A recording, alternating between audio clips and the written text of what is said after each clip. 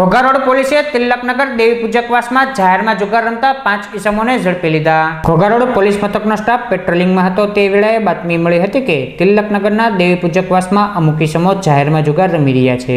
જે બાતમીના આધારે પોલીસે રેડ કરી જુગાર રમી રહેલા વિનોદભાઈ ચતુરભાઈ સોલંકી, રાજેશભાઈ ગિરીશભાઈ મકવાણા, નરેશભાઈ ગોપાલભાઈ સોલંકી, ભરતભાઈ મંજીભાઈ બારૈયા અને ગણેશભાઈ પોપટભાઈ મકવાણાને રોકડ રૂપિયા 21,150ની મત્તા સાથે ઝડપી લઈ ધોરણસરની કાર્યવાહી હાથ ધરી હતી।